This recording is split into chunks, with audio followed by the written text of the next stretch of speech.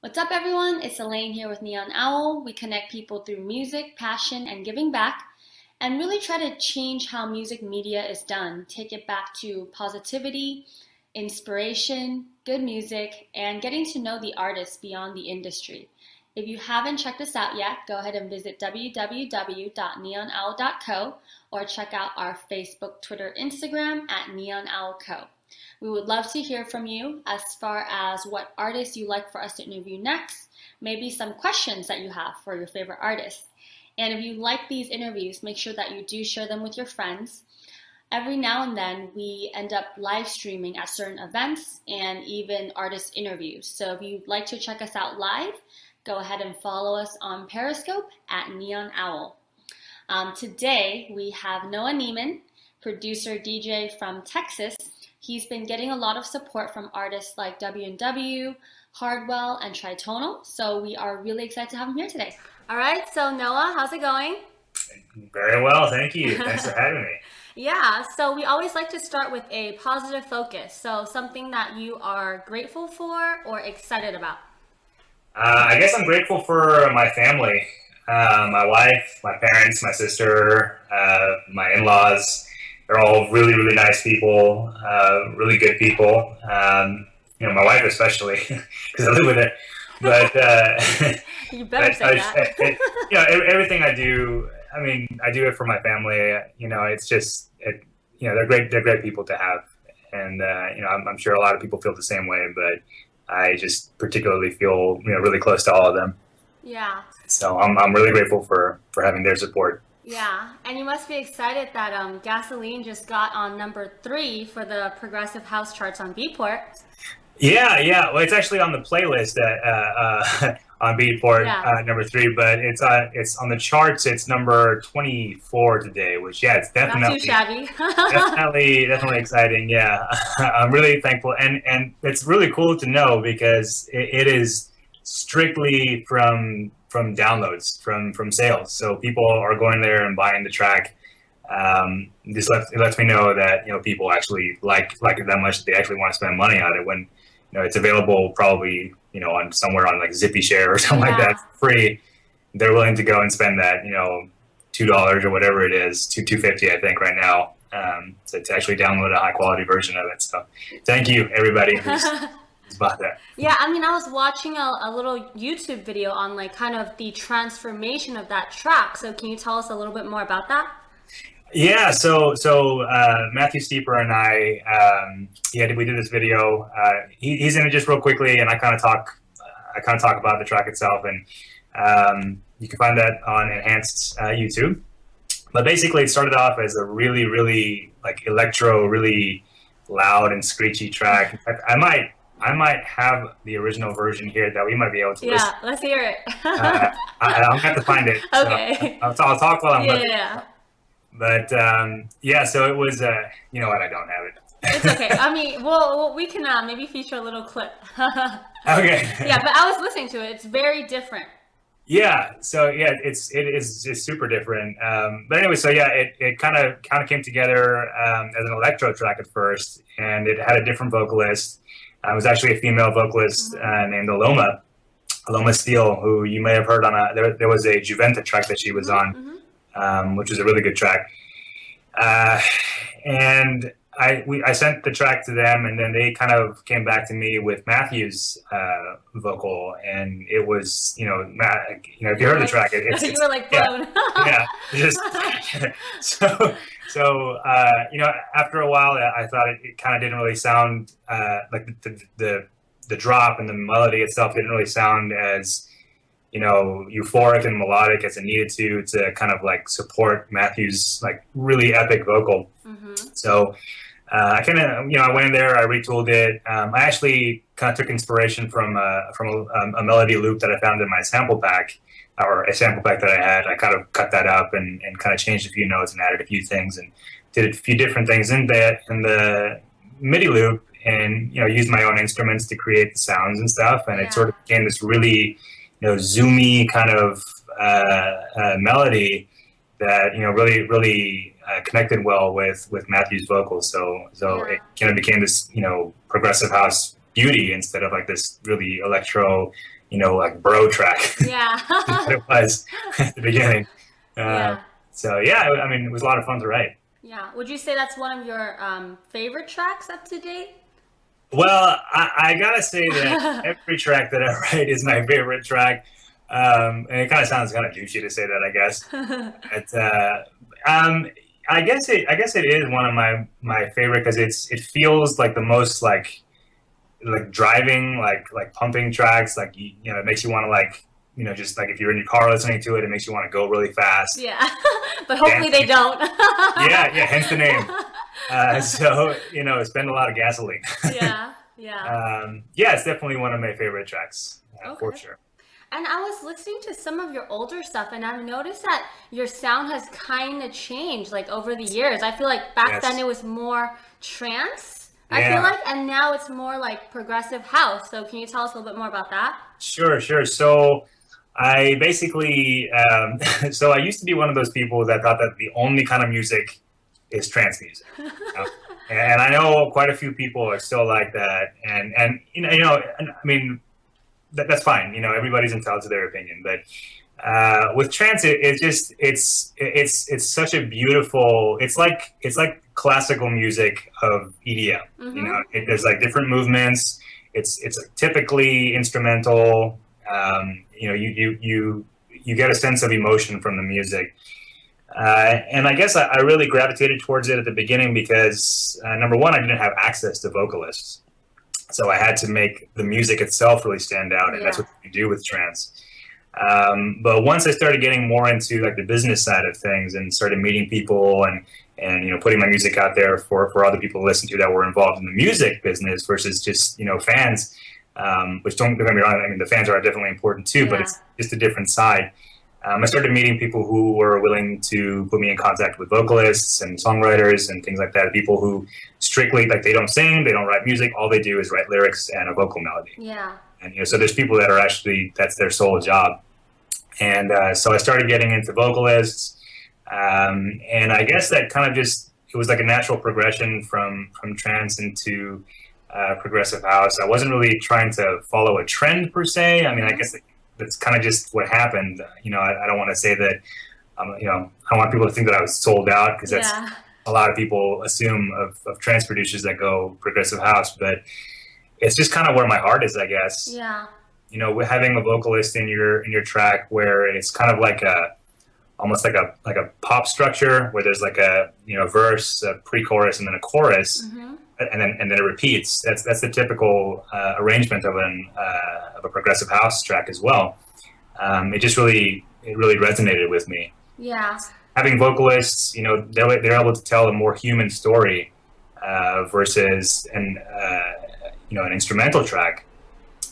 You can tell a beautiful story with that, but people don't necessarily know they might not know what you're talking about. Yeah. Because you can write a beautiful melody and they'll think that you're thinking about a summer day. But you're actually thinking about somebody who broke your heart or something like that. Yeah. So you can get really specific with vocalists, and so you can let people know what's really in your heart. Yeah. So do you see yourself producing some more trance tracks and maybe adding some vocals to that or? Potentially, yeah. To be honest, I feel I feel like my music is getting slower and slower and slower and slower. Like there's stuff out. In fact, it's online somewhere. Mm-hmm. Actually, if you go to acidplanet.com, Mm-hmm. you can search for Noah Neiman, and you will find my earliest, like back from like 2002 or 2003. Okay. Stuff I don't think I went that far back. Yeah. I mean, this stuff is terrible. Yeah. It's really bad. But Okay, it's I'll make I sure mean, to you can go feature listen a to it. clip at the end of the interview. Yeah, no, yeah. It just we'll put a link. Okay. It's really bad. But everything like it's really fast, like 100 and like 50 BPM or something like that. And it just I don't know. I thought that's how fast dance music was supposed to be. It's like made it that fast and it's really bad. So it's slowly. Then I was kind of down into the 140s and getting a little more like normal with my songs. And the 150 stuff, like it's cool if it's like a hard style track or something. But these were not. They're just way too fast.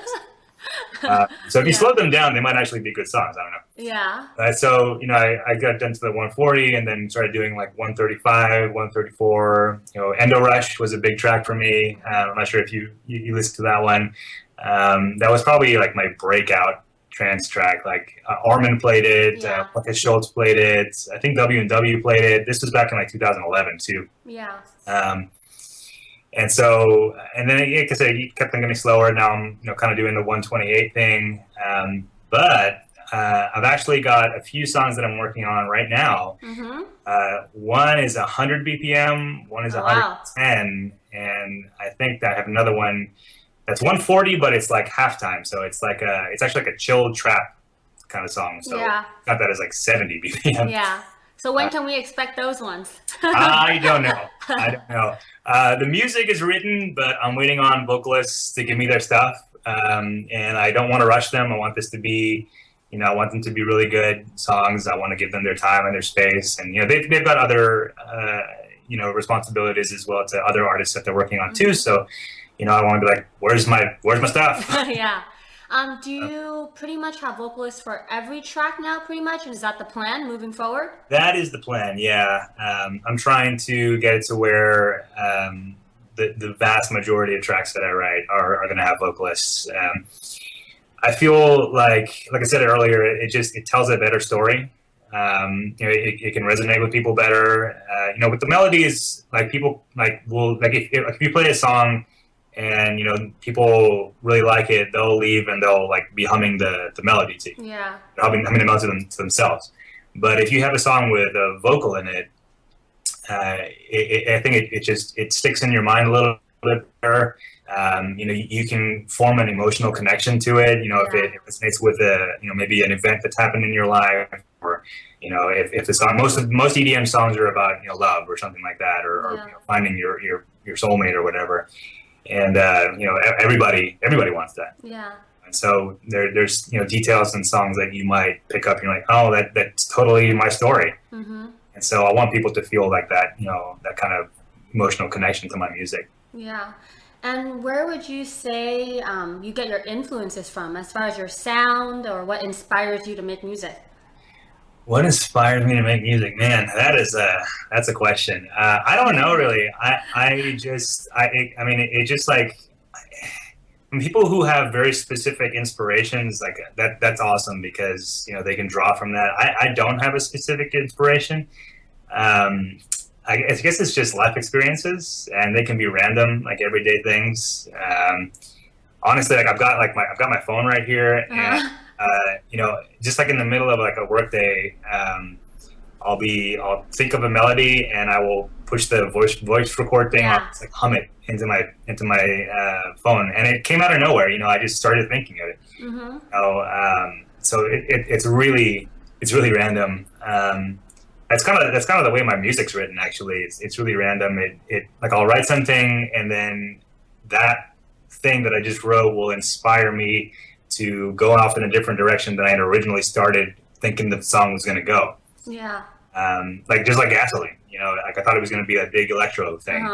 Matthew came in and inspired me to take it in a different direction. Yeah. So like maybe I'll release that other version of it like as a different song or something. Yeah. Rework that, but okay. It's definitely random. And so some of our listeners have, some questions for you. So they want to know, first off, what's this doctor by day, producer by night thing? So that's question one.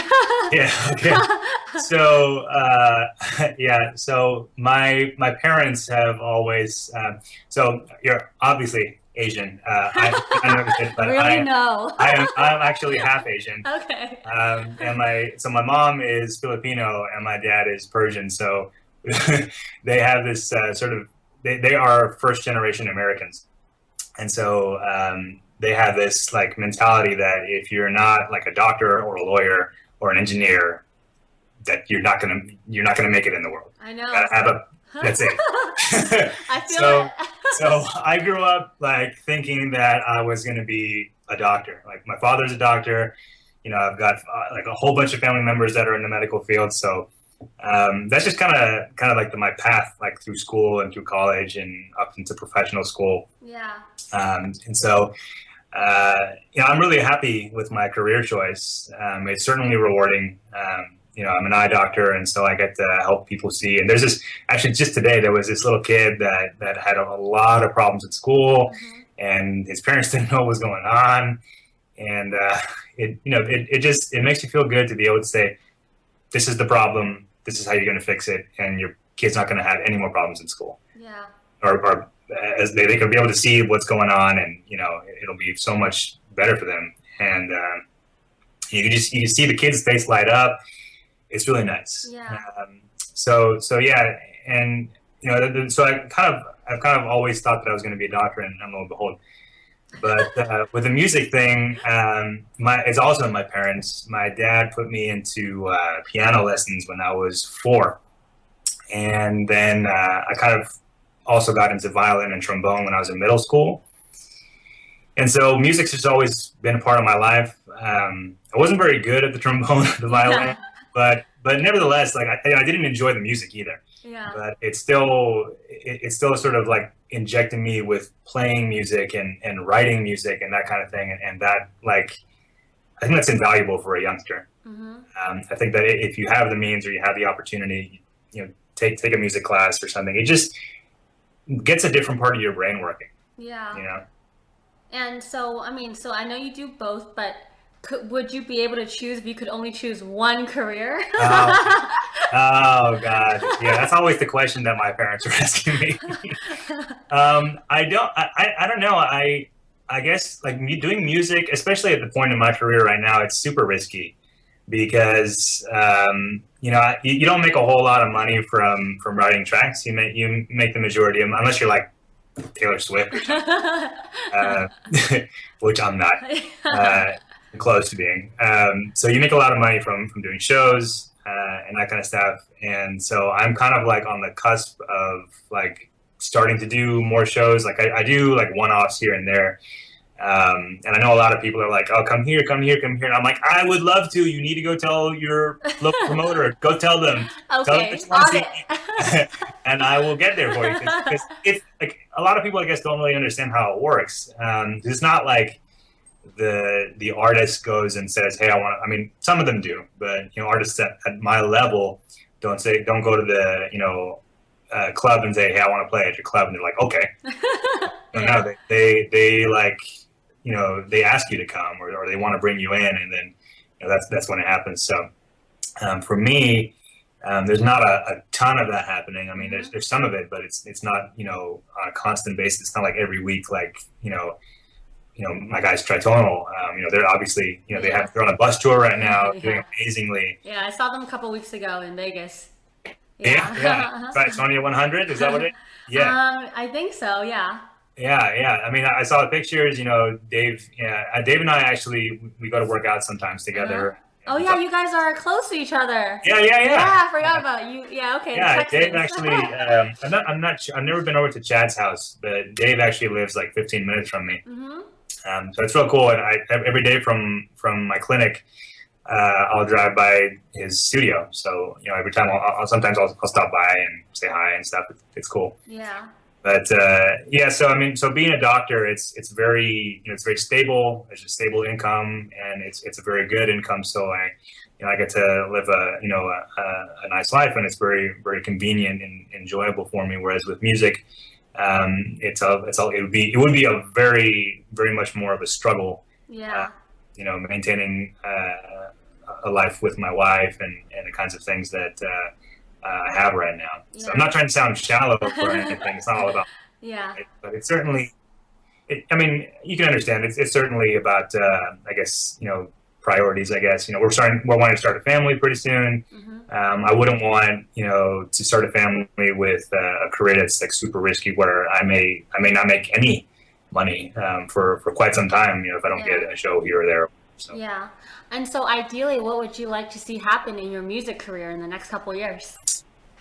Well, definitely doing more shows for several reasons. Ones that we had just mentioned, but also just, I write music for other people. I don't write it for myself, which I think is actually a unique thing. I think a lot of people write it for themselves, and then if other people like it, that's just a bonus.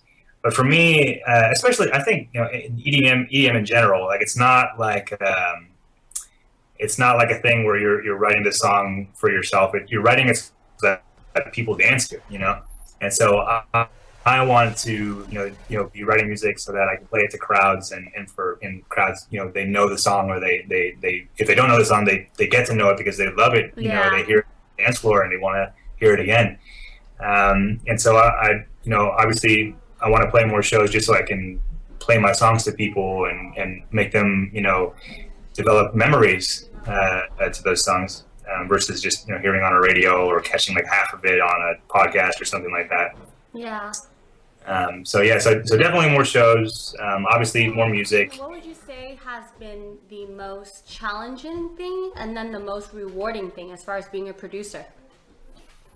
The most challenging thing is getting your foot in the door. Like, people are always asking me if I can show them, this song to whatever label, like Enhanced or Armada or whatever. And I feel like I don't really have the pull to be doing that. And for me, I think that it's really a good thing when you submit a song to the label themselves and they get to know you like directly. That's how I did it. That's how I did everything. I sent it to the labels and they happened to like it. And that's how I met people. Yeah. Now it's a lot easier. I don't have to send it to them and hope that they manage to hear it. I just give it to Dave Reed now. Yeah. My music, but for other people, it's a little bit more difficult, especially now because I guess the scene is a lot more kind of saturated with. Yeah. Everyone has a track to send someone. Yeah. And so I feel like it would almost be disingenuous to kind of give some people's and not other people's. So I give them the email that's like the direct email, not like the demo drop where like a million people are saying their songs. I give them the email of whoever it is that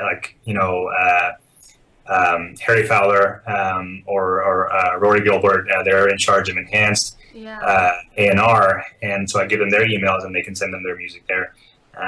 But yeah, that's the biggest challenge there, is just getting your foot in the door and kind of like showing people that you are worth listening to, that you are worth going to a show for to see, and paying a ticket price, to see whoever it is. Yeah. That's still actually a little bit of a challenge for me. Some people have never heard of me. A lot of people have never heard of me. And when I show them my stuff, they're like, "Oh, that's really cool. Why haven't I ever heard of you?" Yeah. And it's just, again, it's so saturated that just getting people to know who you are, it's a big uphill challenge. But you get there, and that in and of itself is a reward. I mean, people like tell you, "Wow, this is good stuff." That in and of itself is rewarding. So I think that's it's all like a big circle. Yeah. Once you get the ball rolling, it starts snowballing, and you start getting more and more fans and more respect from other artists and record labels themselves. Like, I've been trying to get on Armada for years. Yeah. And it's funny because now, like, I've managed to, and it just felt so great. Like, and I'm not on the main label right now. I'm on Origin Nielsen's sub-label, in my opinion. But Armada supports all their sub-labels just as much as they support their main labels, and so it's a really good feeling. And that's kind of been a real achievement of mine. How long have you been working on that? Just to give everyone else an idea, because I know a lot of times people get discouraged, when they try and they're like. They see these it happens. It still happens to me a little bit. I see these guys come out of nowhere. Like, I literally have never heard this person, and he's already releasing all these awesome tracks. Yeah. And it's good music. It's not like I'm like, that person doesn't deserve it, but I'm like, how did that person get there, so fast? Yeah. For me, like I said, I've been writing music since I guess taking it seriously since 2006. So almost 10 years, about 10 years. And I've been trying to kind of get with Armada for the majority of that time. There was a track that I wrote in 2011 2011 or 2010 maybe, that Marcus Schultz, when his label was part of Armada, picked up, and he asked me to do a remix for his label. Yeah. And so I finally kind of got in with Armada at that point. That was around 2011. But I never really, I guess I never really followed up with it, and that was kind of my fault. So I did the remix. Sorry, I did the remix, but I never really gave them any other tracks until recently, when I started doing the house thing. And that's been going really well for me. So I'm glad I actually kind of turned out the way it has. Yeah. And so what piece of advice would you have for somebody else that's like new to, the music scene and trying to pursue this? Keep your day job. I'm just kidding. But in all seriousness, you do want to have a backup plan, because I know a lot of people say that they want to really take it seriously and they give up, everything, and a lot of those people fail. There are there's a handful of people that really make it. I mean, you're a good example. I think I remember you were telling me a while back when we first got into contact that you had quit your day job, and you're solely focused on on your blog, and yeah. And that's great. I mean, you're interviewing artists that are way bigger than me, and so you're getting into contact with these amazing people and doing really well for yourself. Yeah, that's really cool. It comes at a price. It may look glamorous, but my bank account is not as glamorous. But that's okay. So that's the thing. I mean, and you're going to continue to do it, and I hope that you continue to skyrocket, because I mean, I think that you're doing really well. But there are some people that they put everything they've got into it, and they might not come out with anything. Like for me, I've been doing this for years. Like I said, I've taken it seriously for nearly a decade. Yeah. I've been writing music for a lot longer than that, and I'm just getting heading in the direction that I want to be heading. I'm not where I want to be. Yeah. And if I didn't have my day job, I certainly probably I wouldn't be able to afford an Airbnb. Yeah. I'm being really dramatic right here, but no, it's not as bad as I'm making it out to be. But I think that it's really important to have an education. I think that even if it's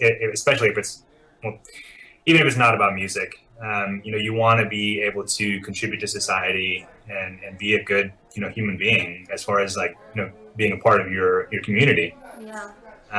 So if you're contributing to artistically, that's fantastic. But I mean, if you're not making a gigantic impact with it, what are you really contributing?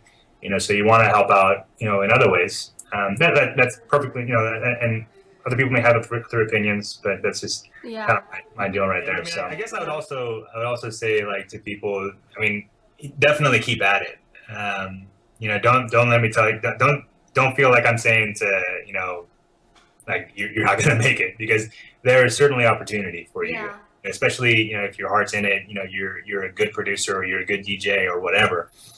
I think that you definitely continue with it, because I did. I got my education, but I also continued with my music, and now I'm a relative success. Yeah.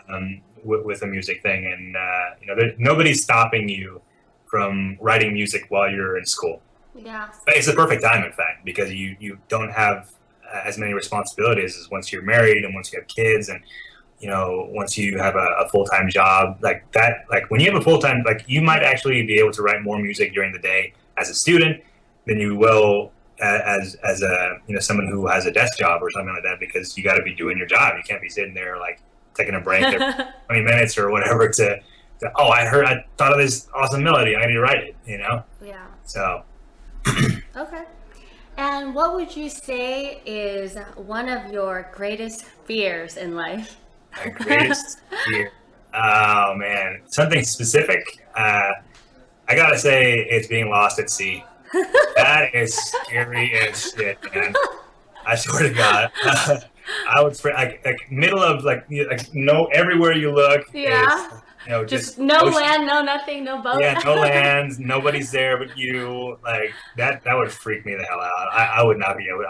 I would sooner drown than be lost at sea. Because plus like it's like the Are most you a good unpleasant. swimmer?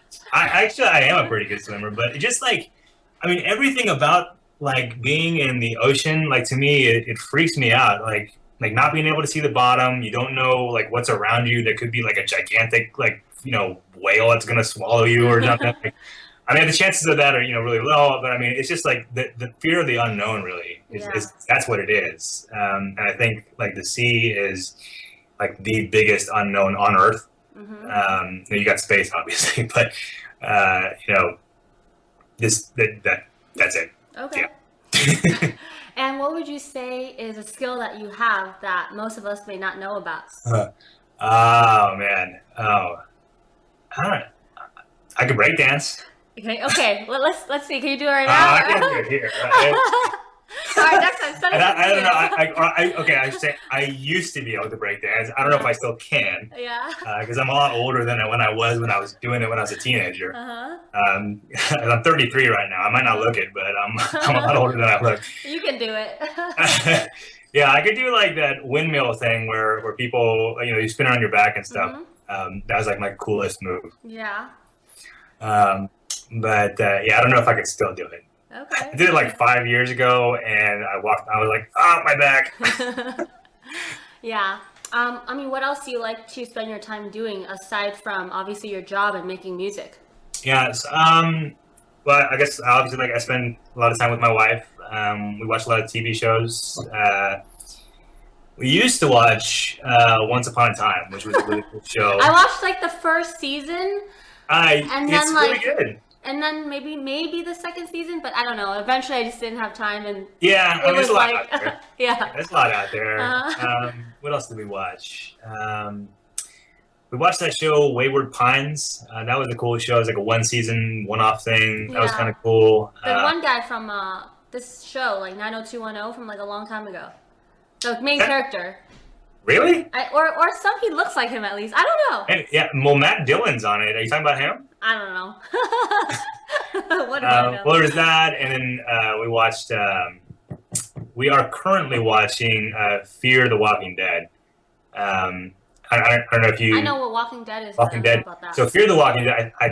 As I understand, it's like the prequel. It's like how the world went to like the crapper that it went to, and so it's like everybody's like it's like normal. It's like people living in the city and stuff, and then people start turning into like they start coming back from the dead, and people don't know what the hell is going on. Like I think it's kind of funny about zombie movies and shows. Yeah. People have never heard of zombies in those shows.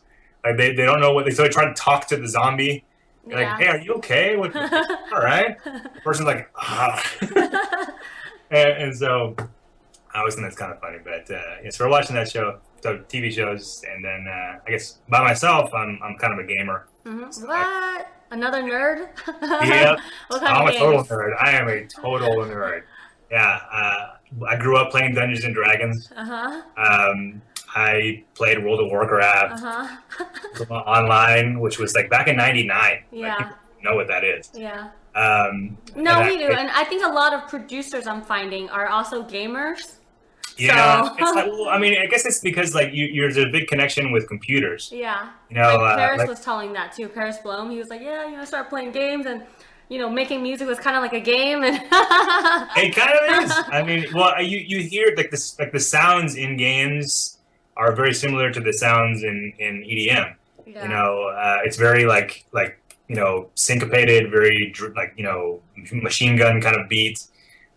So the two just kind of sync up well. And you're sitting at your computer for like hours writing songs, if not days, and so you need a break. But your computer's right there. You got video games. Yeah. Don't have to go anywhere. Okay. So. And then, what's one word that you would use to describe yourself? One word that I would use to describe myself: awesome. No, I don't know.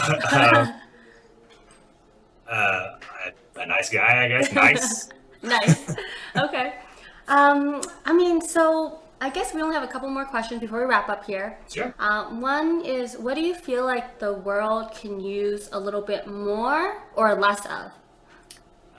Well, definitely less violence. You know, we've had a lot of like shootings here in the U.S. this year, and it's a really sad, really sad story. And I don't want to make this about politics or whatever. I just, I don't know. It's sad. So I mean, violence is definitely something that we could live with. I think everybody could agree. Yeah. Anything we could have more of, probably electric transportation. Yeah. I think like Elon Musk has got the right idea. He's putting out these Teslas, and I do think it's a little ridiculous that all the electric cars that are like nice cars are like over 100,000. Yes. Like if you're trying to get them, is it for that or? Yeah, it's like if you're trying to get them to be like ubiquitous. Like why? I mean, they're coming out with like $35,000 Tesla, which is cool. But I bet it's gonna look like a freaking bubble. Like, all the even like there's like the BMW. There's like the $130,000 BMW that looks like a freaking Batmobile. Yeah. And then there's the $30,000 BMW that looks like the Smurfmobile. Yeah. So it's just kind of funny looking, but we definitely need more than that. Less pollution, better for everybody. Okay. And then, is there any new music, any new projects that you'd like to share with us before we wrap up? Let me see if I can play them. Okay. I don't know if it's going to sound good because it's going to be on this mic here. We'll take what we can get. Okay. So this is it, and all this stuff is very rough. Okay. But this one, the code name is it's Traveler. I don't know if that's going to be what the name actually ends up being because it's going to be a vocal track. So the vocalist usually we come up with a name together to fit like the tone of the vocals. So let's see if this works. Can you hear it? Okay.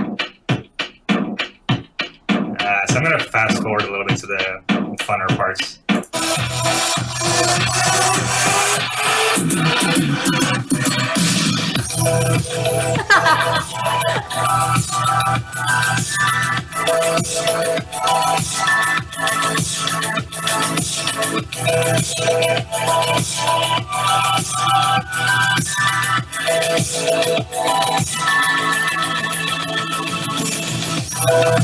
So that's the slower ones. Are you waiting for vocals for that one? We are waiting for vocals for that one. Actually, I can show you a little bit of the kind of the break here. This one's kind of cool.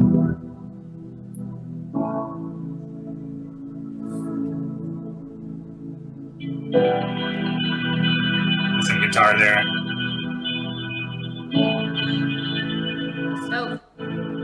Nice.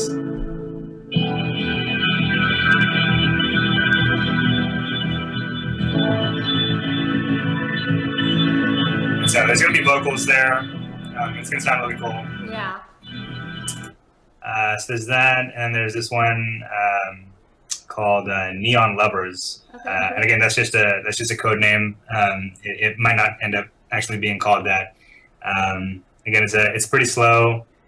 Let's see here.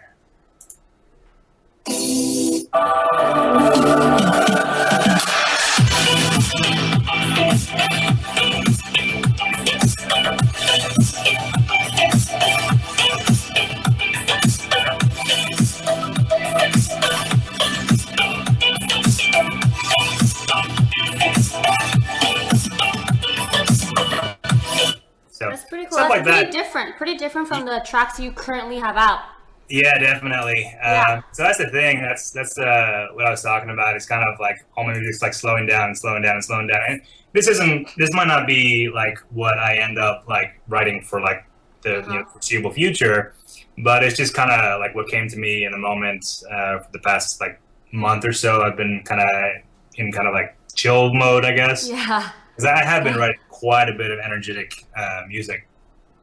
So I I do have another one, really energetic song. It's kind of energetic. It's more like radio, I guess. It's very radio friendly. The breaks are super like romantic sounding. Like I'm writing it actually with these guys from LA named We Are Rome. We Are Rome. So, yeah, these two dudes, Jordan and Thomas, really really nice guys. It features the vocals of this guy named Corey Ferrugia. I'm sorry if I'm pronouncing that wrong. Corey Ferrugia. That track is really cool. I can play a little bit of it here. Let's see.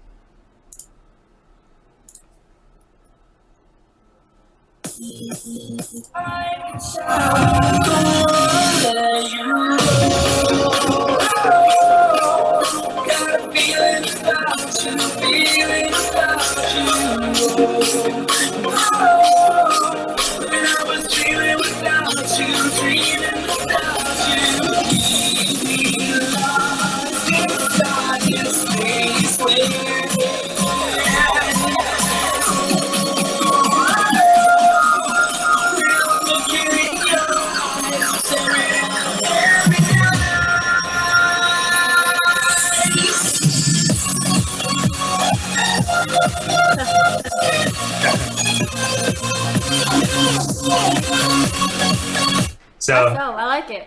Thanks. So like they actually approached me about writing a collab, and I was like, okay, well, show me some of your stuff. And they showed me this one, and it wasn't fully fleshed out. It was sort of a kind of a good jumble of ideas, but it wasn't finalized. And I was like, wow, that like they wrote the melody, and I was like, wow, that melody is really powerful. I just think it needs better production. Like it wasn't quite as like impactful, I guess. Like the kick drum was kind of soft and things weren't mixed properly. The vocals were super quiet. Yeah. So I kind of took the production level up to a little bit higher and kind of worked that angle. And sort of changed quite a few things. A little bit of the arrangement and stuff. But I think it turned out really, really nicely. And I think this one's going to do really well. At least I hope it is. Yeah. Is this one coming out soon then? Of the three, is this one pretty much like almost there? Yeah, it has been signed to a record label. I can't. But So, you heard it here first on Neo Right. Owl. yes, did. So yeah, these are really exclusive, super exclusive previews of stuff. So we'll get some higher quality ones obviously when closer to the release dates. But I'm happy to share them here. Yeah, awesome.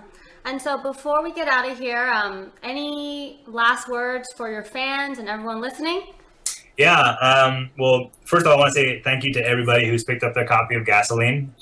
It's available on Beatport right now, exclusively on Beatport for the rest of the week. It will be, I believe, available on iTunes and Spotify and everywhere else next Monday. But if you do like the song, please go buy it. Please don't download it illegally. For artists like me, it really does help out a lot. Yeah. Because it helps us climb the charts. People like me, like Juventa and Estiva, my boy Shanahan from New York. We're all artists that are still trying to find like a really good foothold. Yeah. And so people might think that Noah Neiman, he's writing all these good songs. He's made it. No, I'm still fighting the good fight to get shows and stuff. So that it does make a big difference for you guys to go out there and do that. So I appreciate everybody who has done that. And for those of you guys that haven't, go grab it right now. Yes, that's right.